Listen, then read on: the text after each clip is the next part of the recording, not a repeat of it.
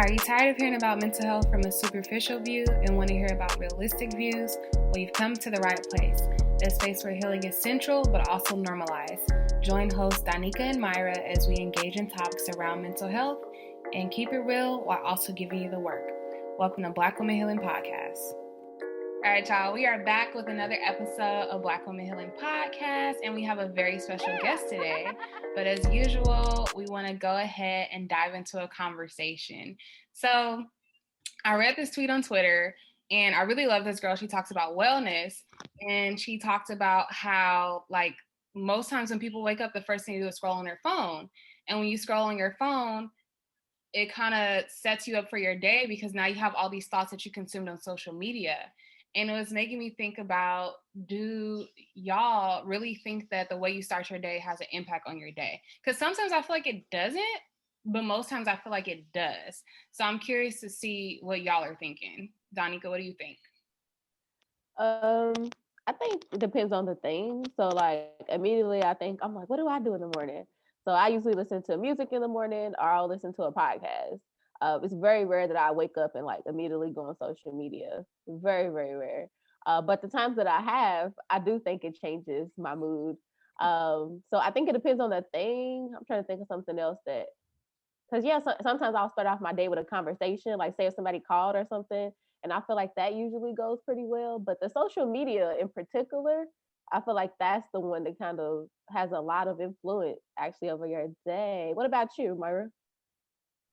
I think I agree, but I also think that I'm a person that's good at blocking things out. I don't know. I've kind of always been like that. Like I could read something and then never think about it again if I want to.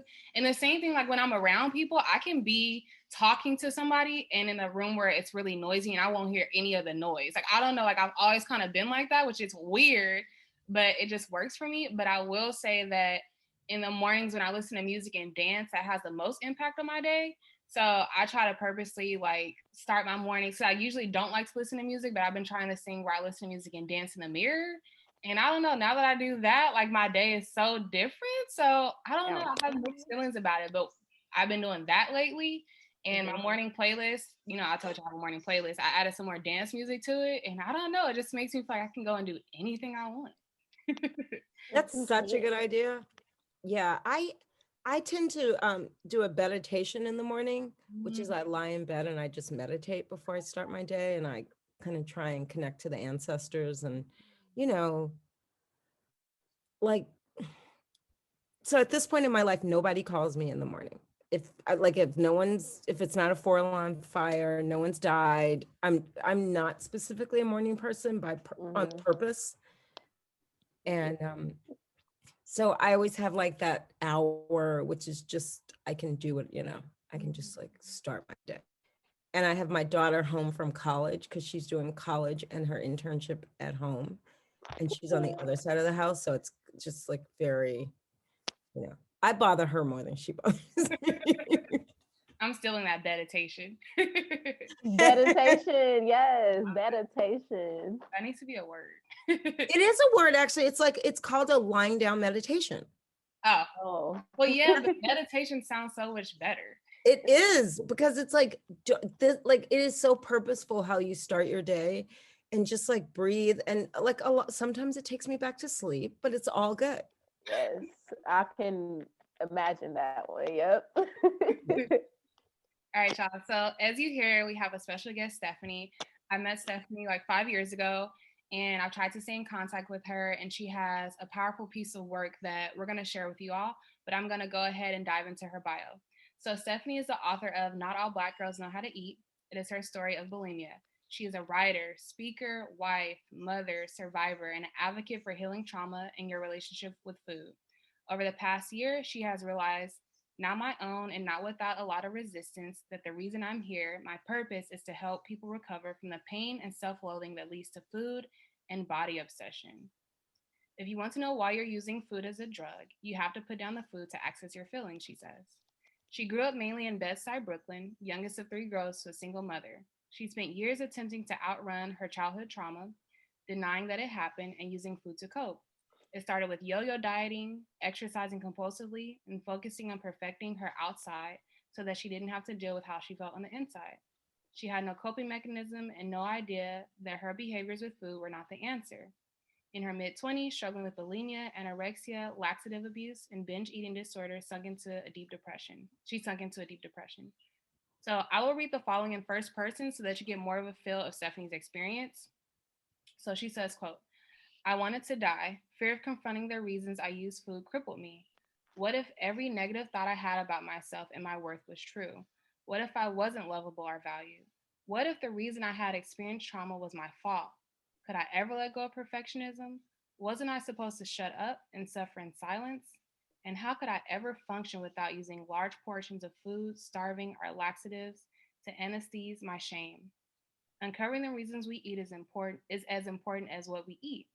Looking back, it's a miracle that I made it from there to here because I had no coping mechanisms or a place to put my feelings. All I had was the food until it got so painful that I had no choice but to deal with what was underneath. My pain was the gateway for me to finding a solution. Diets didn't work for me because they're too similar to the trauma, bully that controlled my life. Today, as an eating disorder trauma activist, I have tools to help me cope and access my feelings without binging. When I give talks at schools or events, people often share about their troubled relationship with food and the feeling of hopelessness after a history of failed diets. I wish someone had told me earlier that it wasn't an inside job. I don't care what you eat, I care that you get to the bottom of what's eating you. Getting to a place in life where I can eat without losing control was not a straight line, but along the way, I developed tools to help that don't include dieting and negative thinking. Life comes with challenges, and food will always be the way I gauge my feelings. But today, I use that as useful information to help me get in alignment with what is going on and that I am unwilling or afraid to address. Being vulnerable is key to your recovery, as is deciding that you deserve freedom, and above all, knowing that you are worth it. Wow, that was very powerful. Thank you. Well, the only thing I think I must have said wrong is, it took me a long time to learn that it was an inside job. Like, like you can't, it doesn't matter what's going on in the outside. Like you can't shop it away, you can't make up it away, you can't pretty it away, you can't dance it away. Like it's just still gonna be there unless you deal with it. For sure. So, Stephanie, at the beginning of the book, you share that you wrestle with writing this book. The book is now 12 years old. What do you feel writing this book has done for you? Oh my God, I feel like it changed the trajectory of my life. Like I've always been a writer, and there's nothing more personal than telling your story to a bunch of people you don't know and sharing your shame, right? Like, because once you uncloset it, then it no longer has any power over you. So, I mean, I think that was the first thing. Second is to realize just how many people are suffering and how many people reach out and have similar experiences. And even if they don't have similar experiences, it seems to be the norm to have a troubled relationship with food. And so I really feel like I can be a place now where people can see themselves and to see that they don't have to, live that way. Yes.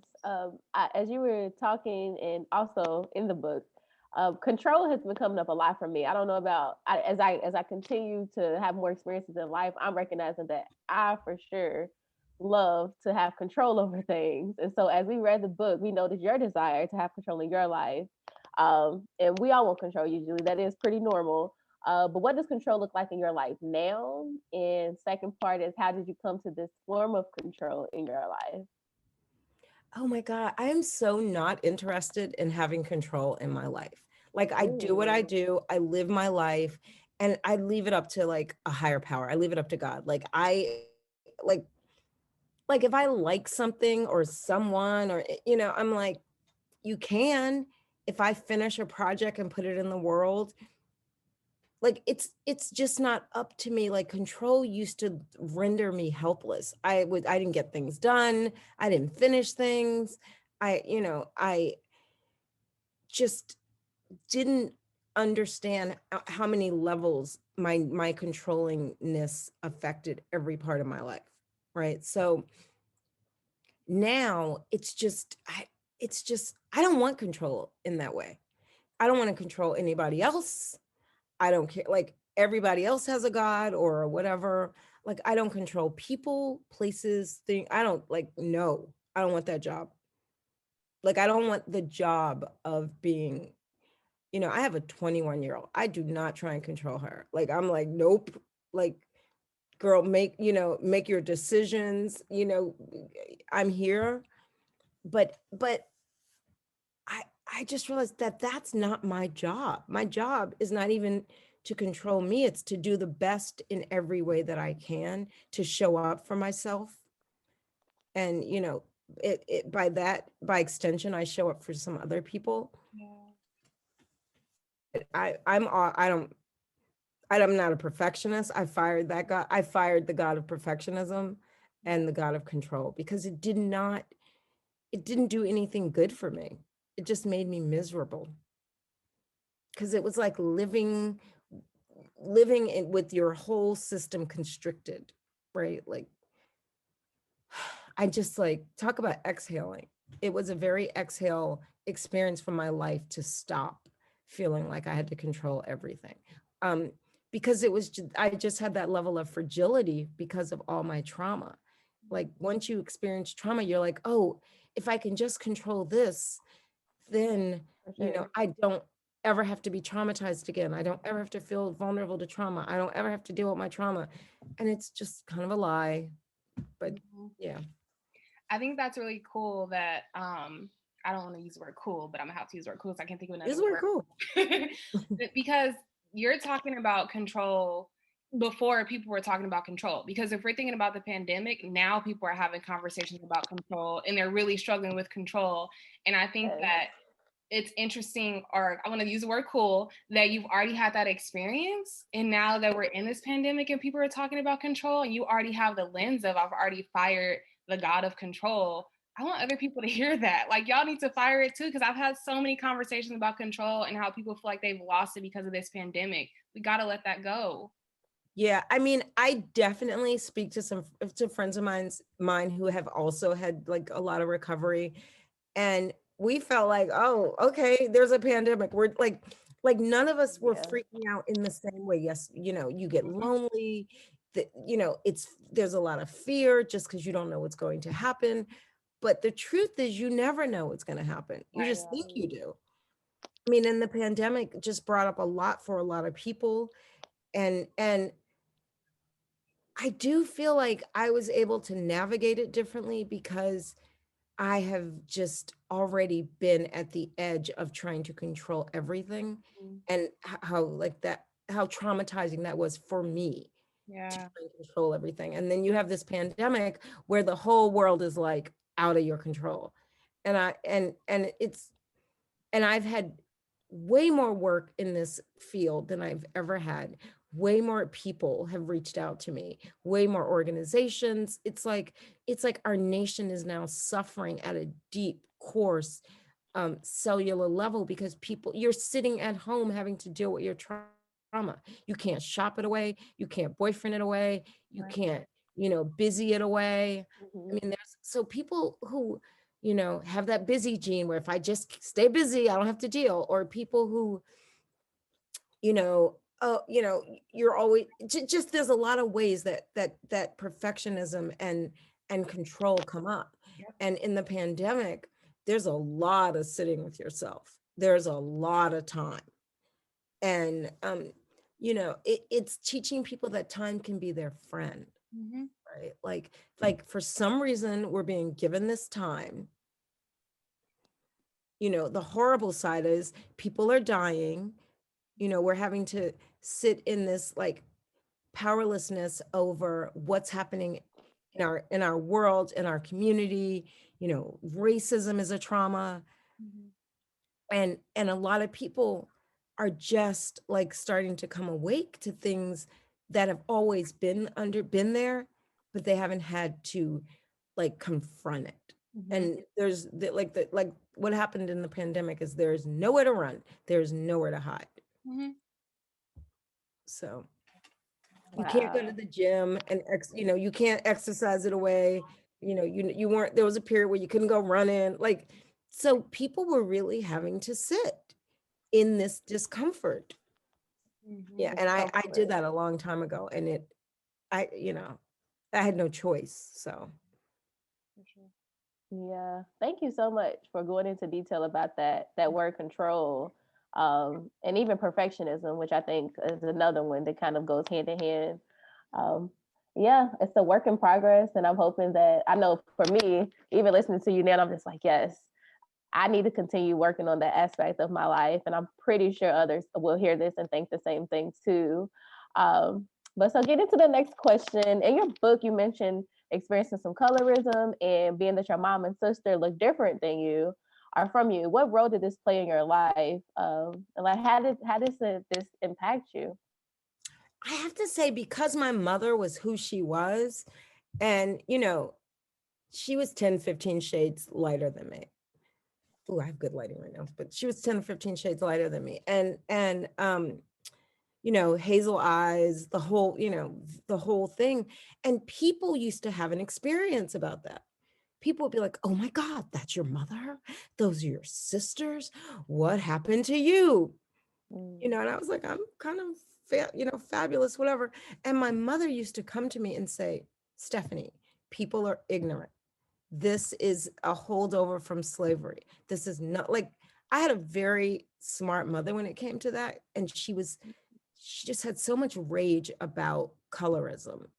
And she didn't feel at the top of the food chain because of the trauma she experienced. And she was gorgeous and felt that people tried to use her for her beauty. And so she was also very smart. So I feel like she was my perfect mother in that way. Now, in a lot of other ways, she fell short.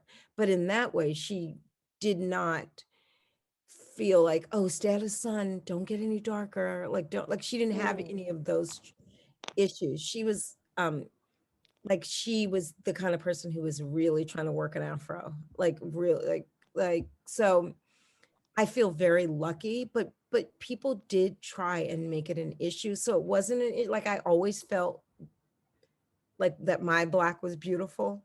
I didn't have any of like I always thought that, what's wrong with people? Like this, like, I did not feel not beautiful because I was, 10 shades darker. Yeah. So I like how you said people had this experience. You didn't even say I had this experience. You said people had this experience, and I'm gonna steal that. yeah, I mean, it's so wonderful to, you know, to look, I'm in my 50s. This melanin is like it is a gift, Gorgeous. right? Like it is a gift. I mean, it's amazing. And you don't know that when you're a kid. You don't know that, honey, on the other side, that melanin is going to be all I mean, yes, there's some sun shining in, but I don't have on a lot of makeup. Like, I just have a little bit of concealer on, and this is what I show up. This is how I show up. So Yeah, I'm like, ooh, thank you. Thanks, God. Like, thanks for the extra melanin. for sure. So when I read about your fear of going to therapy because of your thoughts of, what normal Black women do played a role, I'm curious, how did therapy play a role in your experience with your eating disorder, and what roles does therapy even play in your life now? Oh my God, I love therapy. Okay, so first of all, I always say this. I felt so bamboozled, right? Like, people go, oh, why would you go and talk to someone about, like, oh, why would you share your private experience with someone else? Like, why would you listen to like we're taught, at least where I come from. I'm from, I grew up under the poverty line in Bed-Stuy, Brooklyn. My mother was very smart, self-educated. So I had both. And I mean, there were a lot of educated people in my neighborhood. So I just want to, take that away. And people really were like, you don't, unless you're standing on a street corner talking to yourself, unless you have been certified as mentally ill, able to be in an institution, then you should be able to deal. And when I went to therapy and found the right therapist, and by the way, it's just like dating. You might not get that, you might not get that right one at first. You got to keep going. Mhm. But when you hook up with the right therapist, you suddenly feel like, wait, I have 50 minutes to process through my experience, and someone is listening and helping me to process my trauma in a way that is healthy and empowering. I was like, I mean, I just literally felt like, okay, so we're the only people that don't get to do this. Like white people get to do it, like other races get to do it, but we have to suffer because that makes us strong. Oh, I felt pissed. I felt really pissed. And now I have a lot of Black therapist friends because of the work I do. Get yourself a therapist if you have some issues. Get in there and let someone help you to navigate this, because you don't have the tools. Yeah. They have a different set of tools in helping us. It's like I always tell people about the ACEs, the Adverse Childhood Experience Test that quantifies trauma. Know your trauma score. Don't run from it. Know it. You know what size shoes you wear? Know your trauma score. That way, when you know, I have a trauma score of 7 or 8. Is it 8 or 9? It's high. And so I do know it. I know I have a trauma score of 8, at least an 8. Sometimes a 9. There are things that did not happen. No one went to jail, and my mother never allowed herself to be abused, or she was never abused. Can't say allow yourself, because just abuse doesn't happen that way. Right. But Yeah. she was never right. I never saw anyone abuse her. And so those are the traumas I don't have. But I have a lot of traumas. And I always thought, because I had one big trauma, like I had sexual abuse trauma in childhood, I thought that was my trauma. Well, you get the ACEs score, and then you're like, oh, wait, what? Like, oh, I check, check, check, check. I was checking all the boxes, and I realized, oh, I have of course this was hard for me. Of course I had to find an eating disorder. Of course I had to find a way to cope with this high level of trauma, because my body is always in fight or flight mode because of it. So yeah, get yourself a therapist. I mean, it is a gift. The Y'all right heard her. therapist. Get yourself a therapist. I had to ask that because when I first met you, that was like one of the first things you said. And I was like, lady, I just met you. And that's what you're saying within like 5 minutes. But in our conversation, it made sense. And being that like I haven't seen you in like 5 years, I had to follow up and just see what you were gonna say now. And you're saying the same thing. So that says to me, y'all heard the lady, get yourself a therapist. Well, it's also like, it's almost like putting your life on pause and thinking you can do it when you have high level, when you have above a 4 or more trauma score. And also if you have a sexual trauma in childhood, or a physical abuse, or watching your parents do drugs, like if you have like a really intense trauma, that 1 can be a 10 for someone else. Right. Right. So when you go and unpack that and realize, oh my God, I was just this innocent child that experienced more than I should have. Right. Because I have a lot of friends who have 0 trauma. Like they have a trauma score of 0. My daughter has a trauma score of 1 because her parents got divorced, and we co-parented well. Like we're all like super obsessed with her. So it's hard to be her, but I mean that in the best way. Yeah. Right. We all have good boundaries. We let her live her life, but she's very well loved and taken care of. I did not have that. So because I dealt with my trauma, I was able to give that and provide that and ensure that. So that's what happens when you deal with your trauma, right?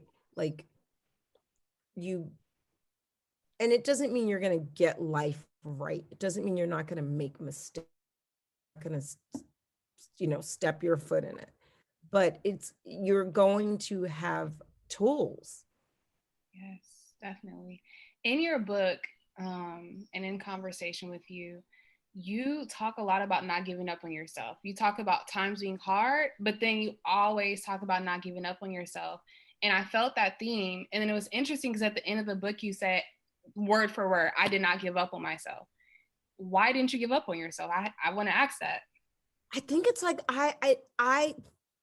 do believe that I was born with a certain level of resiliency. I don't know that I was born with it, or if along the way I met people. I had teachers who were like, "You're amazing." Like, I was always given just enough from the outside world to believe in myself.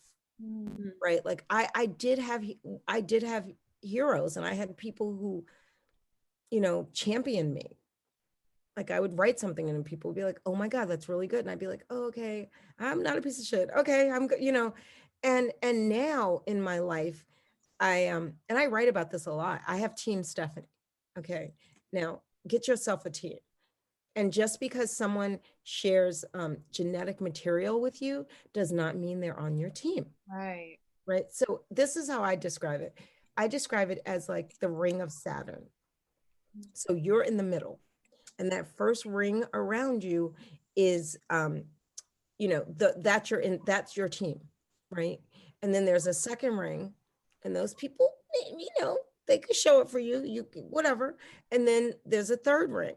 And so sometimes people from the first ring who are your, I don't want to say like, you know, they're gonna die for you, but like they will help you hide the body, right? Like they're gonna show up for you, and seriously, like like, and they're not gonna co-sign like when you're wrong, right? Because that's what I need. I need people to hold me accountable. I don't so much anymore because I know how to hold myself accountable, but I'm not trying to live in denial. Right. So my friends will be like, "Oh, I'm so girl, what, like, can we discuss okay, like that." So I've had those conversations where I've had to be completely transparent. And so my people in my inner circle, we're all transparent. Like, I have people who were on the third rung, and they are deeply in the first rung now. Like, through this pandemic, they are like in that they are my people. And so when I say get yourself a team and don't give up on yourself, it's also like surround yourself with people who don't give up on you. Right.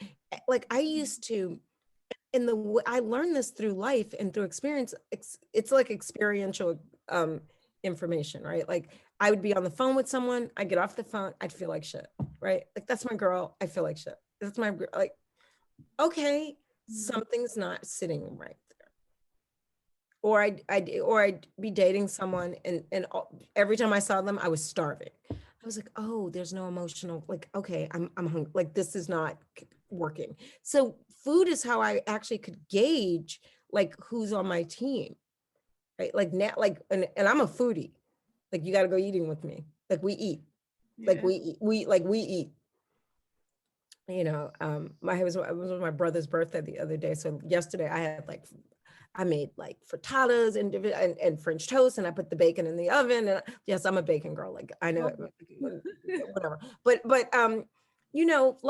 like we live our lives to the fullest. Like, I am going to champion people on my team.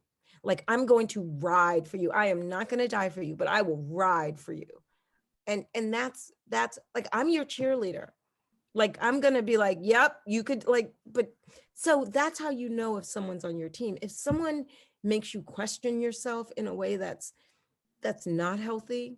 If I mean, I have family members who are not they're not even on the third, right? Like, they just are non-existent in my life. Yeah. Right? Because I don't want to explain myself. Like, I don't want to explain why I feel the way I feel, why I'm not going to have a relationship with someone who sexually abused me when I was 12. And you are. I'm like, we're not having that conversation. Exactly. Right? Like you can forgive and forget because you have a different experience. Is there anything you need to forgive? No? Okay, then you have a different experience. Right? Or I value myself where I don't allow people in that inner circle who don't support me, love me, or Team Stephanie. Here's my favorite story as a parent. When my daughter was 7 years old, and I love to tell this story, so you may have heard this. When she was 7 years old, we were going away for the weekend because I had stepkids. So I was like, "Oh, this is gonna be a mommy daughter weekend." So we went away for the weekend, and we were driving in the car, and she said, it was like the end of school year for second grade or third grade. And she said, no, second grade. She said, oh, so when I go back to third grade next year, and she named a friend who was very close to us. Like she's an only child. So like this was a friend who I could always have. And I was like, we love this person. Yes. And she said, well, when I go back to school, I'm not going to be friends with her anymore. I remember this. And I was like, but we love her. Can we work this out? And then she said, Mom, she doesn't make me feel good about myself. Whoa. Like she says things like they're a compliment, like they're nice. Like, oh, for someone so spoiled, you don't seem spoiled. And I was like, and she said, I don't want to be friends with someone like that. She doesn't make me feel good about myself from a 7-year-old was like epic score for me. Mm-hmm. Like how many years old was I when I got to that? Right? I was at least 27, maybe 37. Who's counting? You know what I mean? Like I was not 7 years old. And so that's why you go to therapy and work on yourself, so that you are bringing kids in the world with high levels of self-awareness, of emotional intelligence, and it's not that they're going to get it all right, but they're not going to put up with stuff that you put up with. Yeah. Oh, Stephanie, you are speaking to us. Thank you so much. That story matters a whole lot. It's so many different pieces that we can even go in on even more. You as a parent listening, right? But the underlining root of like, when things don't feel good for us, you don't have to continue with it. Exactly. Like you don't have to.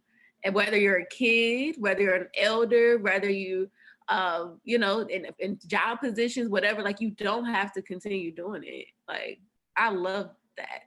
Yeah, I have not been in since I was 22 any abusive work relationships.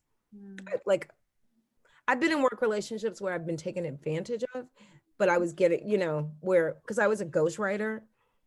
And then that was like, oh, you're being a shadow artist. You're going to have to quit this and take the leap, but that paycheck of working for that person allowed me to do things for my kid that I needed to do. You know what I mean? That was like a payoff, but there came a point where I was like, oh, I can end this. So that's what I'm saying. Like, it's not always like, oh, everything's going to be perfect. You're still going to have, some shit situations, but you have to make sure that it's like a quid pro quo for you. Yes, absolutely. Well, just thinking of, a lot of times we do takeaways for our listeners. So like active things for us to continue practicing. And so we talked about a lot of different things today, but if you had any takeaways for our listeners, what would you say?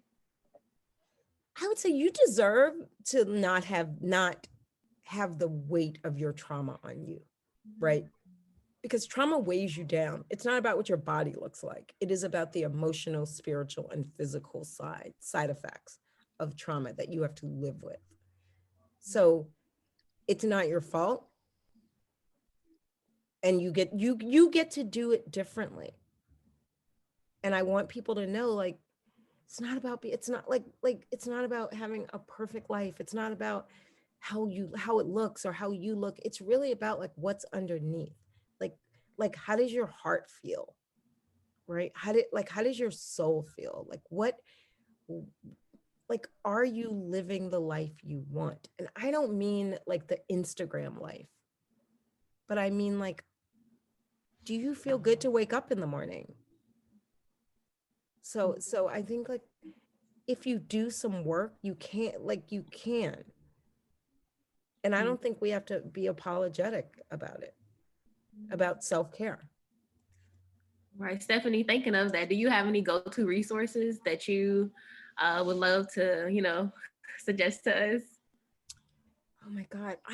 I've read in my 20s and early 30s, I read every self-help book. Like I grew up in the Oprah generation, right? So I was like, okay, that book. There's so many, if you're suffering from an eating disorder, I'm on the board of ANAD, the Association for Anorexia and Other Eating Disorders. And so they're a resource in terms of giving you a community, right? So you can go to FEAST, FEAST, that's an acronym, and that's for families of people struggling. You can go to a 12-step program, overeatersanonymous.org. That's, local, free, on Zoom.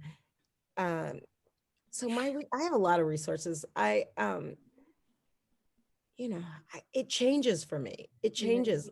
It really does. So like meditation, I try not to promote things that I can't really stand behind. But books are your friend.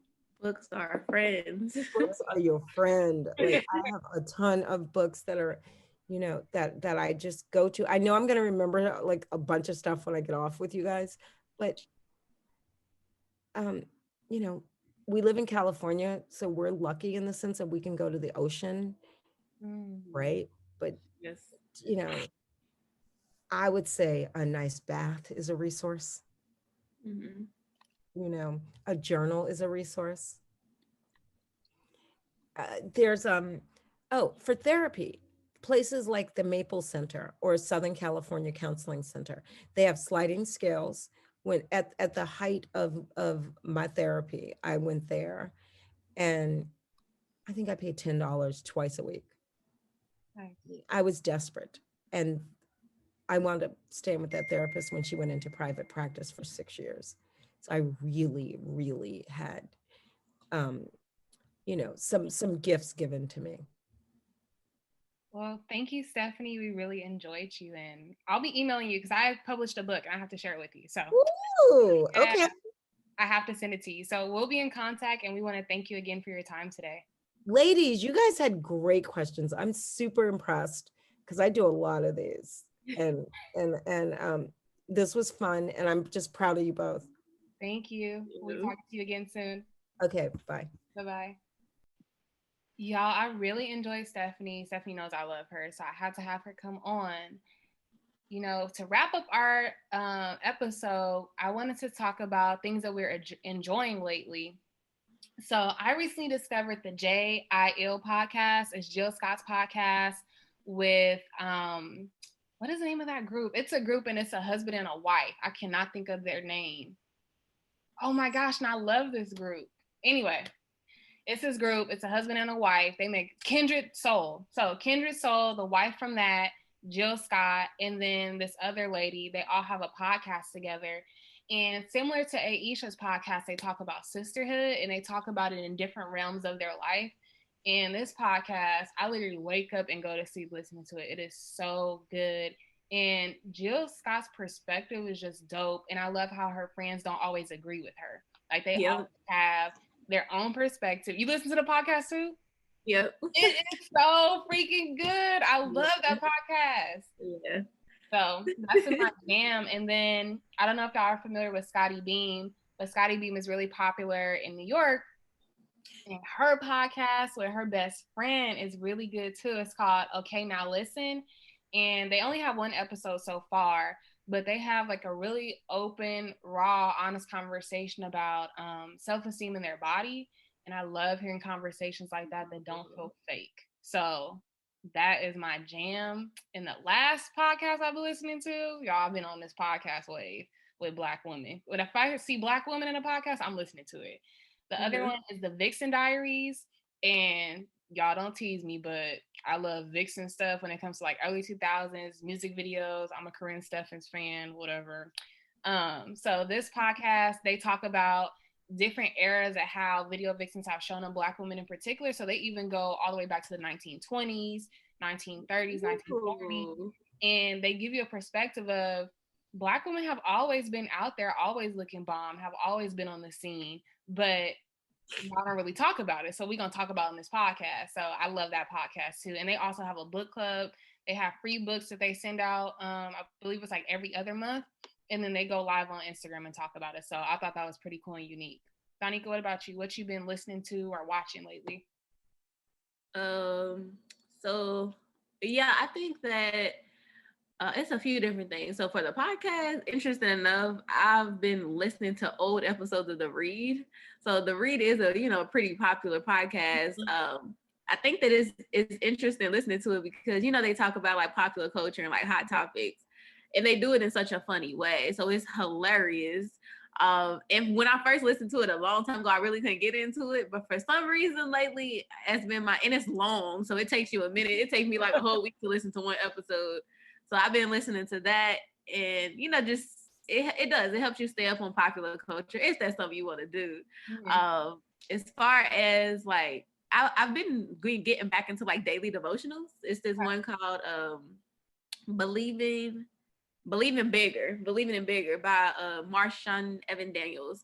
And so the devotionals, they always tricky for me because you're supposed to do them like every day, and sometimes you can get off track, but when I do them, I feel amazing. It's just a really nice way to use scripture to reflect on what's kind of happening for you. So I've been doing that. And then very recently, when it comes to what I've been watching Vampire Diaries. Which what? Yes. I didn't know you were into that. I watched The Magician on Netflix, and it kind of made me go in this loop of like, dang, I miss stuff like that. Like this movie called Van Helsing. Have you ever watched that, Van Helsing? Mm-mm. It's like a movie about vampires and all that stuff. And okay. Like I usually love movies like that, so I'm like, let me just watch a little show. And my friend was like, girl, you gotta watch this one first because they got the originals and they got all these different other. My friends keep talking about this. I'm like, I'm not watching. Yes. And so I've been diving into that, and it's getting juicy. So yeah, I've been doing a few different little things lately, but I've been feeling good. Yeah. Okay, that's good to hear. So y'all have probably seen on our Instagram that we recently dropped these mugs, and we want y'all to go ahead and check them out. They're dope. They look even better in person. I know they look good in the pictures and the videos, but they look even better in person. You're going to want to use it all the time. I mean, I use mine all the time. So go ahead and check those out. The link is in our bio. And be sure to tune into next week's episode of Black Women Healing Podcast. And we want to thank you for being a dedicated listener.